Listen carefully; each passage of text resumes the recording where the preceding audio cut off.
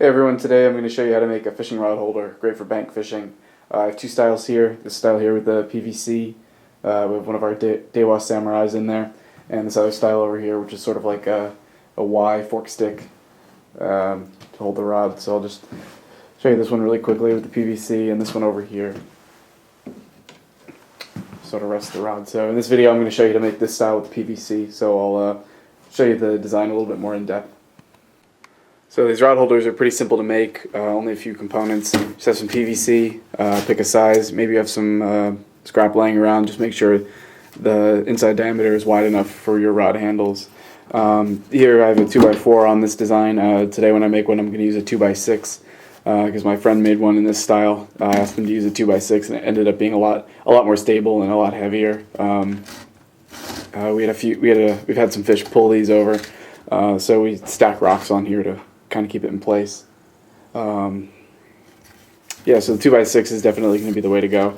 And so I have a hole drilled in the back here for a stake. This is I think it's called a construction bolt or a foundation bolt. There's no head on the bolt. It's just this little curved piece, and then I added this bend here, so to sort of make it a stake to push it into the bottom here for if you're on the soft dirt bank. Won't really work too well on gravel, or at least it hasn't for me. And this bolt was threaded. I just took it to the grinder to sharpen it up a little bit, make it easier to push into the ground. You could probably get away with it not without doing this if the ground is really soft where you fish, but I fish in a variety of places, so I want to make sure I'm ready for any type of bank. And I added a hole here on the PVC to or a hole on either side rather, to sort of store it. Makes it a little bit more compact and you don't have these flying around inside your car or anything. And so that's about it for materials. The base of this is about I'd say 18 inches, and the PVC is maybe a foot and change high, and that's going to vary depending on your circumstances with the size of your rods, your rod handles, also the diameter as well, like I mentioned with the handle. So I'm going to set up my drill press over here. We're going to use a hole saw to put a hole in the in our board, and then we'll cut the PVC and fit it in there. So like I said, I'll be using a hole saw to cut the hole. You could probably get away with using a Forstner bit or a spade bit if you have those laying around. But I found the hole saws to be pretty easy to work with. And so this is a really cheapo kit, maybe $5 or $6. And so I'm just going to grab one and check to make sure it fits over my PVC. This is just a scrap piece that I have laying around. I had it cut at the end for surf casting on the beach, but it's just scrap, so that's what I'm going to use. And this hole saw is just a little bit bigger than I'd like, but it'll work just fine. A little bit of slop in there is no big deal. We can shore that up with some glue or adhesive or a screw later, which is what I'll probably use. Alright, so I got my 2x6 set up in the drill press over here. This 2x6 is a little bit longer than I wanted. It's about, let's see, I haven't even measured it yet. So just shy of 2 feet long, a little bit bigger than I wanted, but it saves me a step in cutting it with a circular saw. So I have it clamped down with a C-clamp over here and a bar clamp over here, nothing too fancy. I have the press table turned to, if I can get the lighting right there, it's about 25 degrees, which is just a little bit shallower than this one over here, and I found this one to work pretty well, so I just estimated it. Again, this could be personal preference, and maybe at the end of the video, or I'll make a separate video talking about how you could modify this to fit your needs for fishing and what kind of tackle you use. So for catfish with circle hooks, this angle seems to be working really well. What else?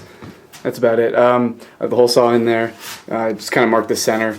I have the hole maybe 2/3, 3/4 of the way back from the front, so obviously it'll be angled this way. And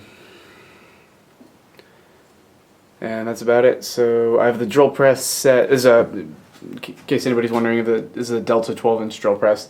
Nothing too special. They've probably been making the same one for a million years. Picked this up on Craigslist. And I have it set to 1100 RPM. I just kind of, there's inside the headstock is a pulley system, and there's a guide for what your drilling and how much what your size of cut is, and so I just kind of estimated it. So we'll see how this goes.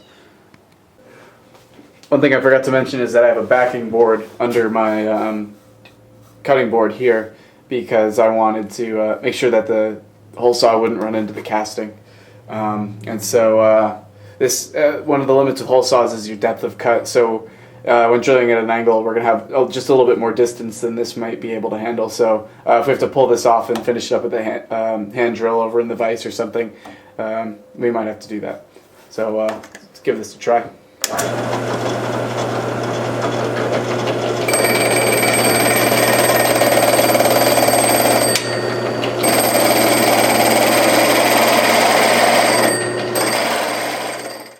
Alright, so I pulled a little bit of a trick off camera. Obviously the hole saw didn't cut all the way through. I think I had a little bit of an aggressive angle, and these hole saws aren't very deep.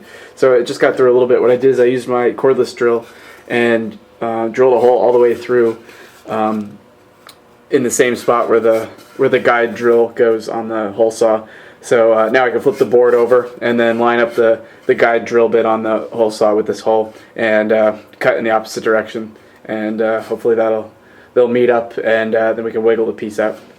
Alright, I've got the board clamped back in on the other side, and we'll drill from the other side.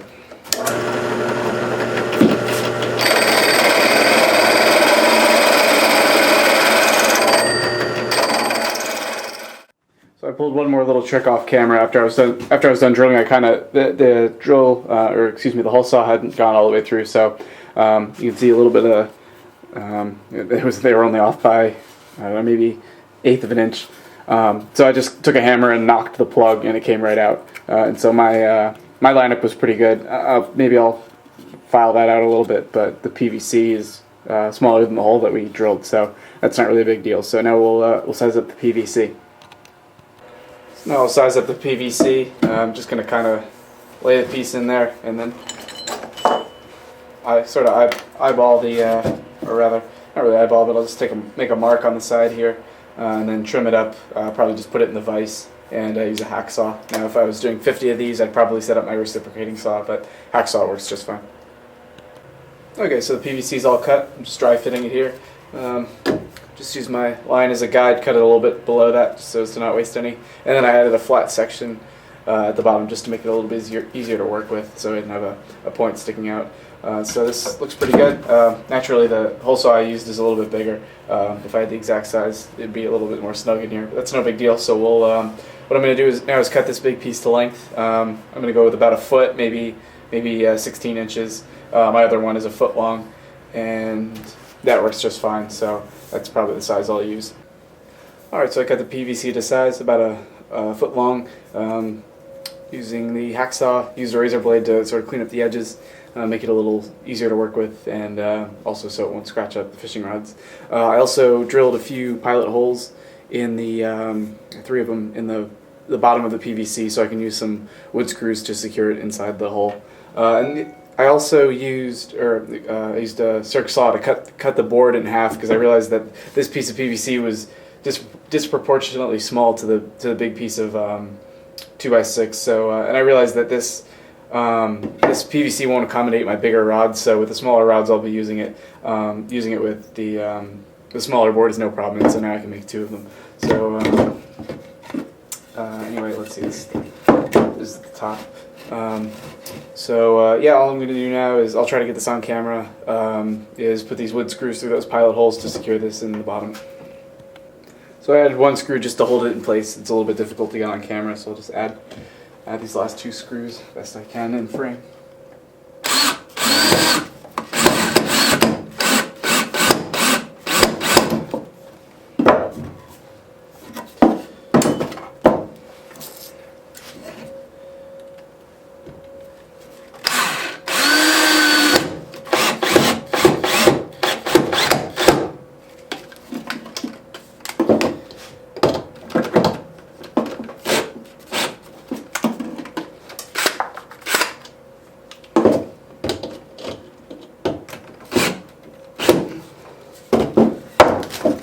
Alright, so that takes care of that on the rod holder. So if these screws, I have this sort of longer screwdriver bit for my drill. If you end up with these screws sort of hanging out the bottom where it's not flush, just drill them in as the best you can, and then use a hammer or something to tap them so they recess into the hole on the bottom. And so now probably what I'll do is just put a hole in the back here for my for one of my stakes, and another hole through here for storage. Other than that, I'll talk a little bit about, I'll compare it to that other rod holder design I showed at the beginning, and talk a little bit about how you can customize this for your tackle. Alright, so here's the finished product of the rod holder. I have one of our Dewa Samurais in there, again, spinning rod. And so I added the hole for the stake and another hole for the stake storage. And so some ways you could customize these is obviously sizing for your rods. Make sure that the PVC fits the rod handles, and the size of the base. So where I'm fishing, I'll either put a stake through the base, or pile some rocks on the wood to keep it from falling over. And so this 25-degree angle it's a little bit shallower than I originally intended, but it'll work just fine. And the other thing to consider is that what's actually a good convenience with these rod holders is when you reel in. I have a Carolina rig on here for catfish right now, but when you reel in, the angle of the rod holder will determine how far away your hook and tackle hang from the rod. So after you reel in, you can kind of reel it up to a convenient height. The hook will hang out and away from the rod, and so it makes it really easy to bait up. What else?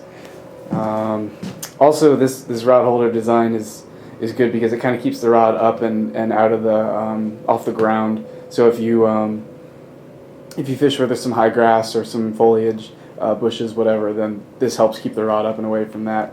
As opposed to this other design I showed. I just have another one of our old spin casts here. This one's sort of a little bit of a lower design, and you might get hung up on some grass or what have you. And this holder is actually illustrating something I wanted to point out, was that if you have bait casters or spin casts like this, these rod holders don't really facilitate that too well, because the reel will want to spin backwards or flip over, so now your rod's upside down. So if you're building this style with PVC, maybe you want to put a little notch in the top to hold the reel, so that way it won't flip over while it's sitting in the rod holder. So that's about it. Feel free to leave comments and questions, and suggest your own modifications for the next design.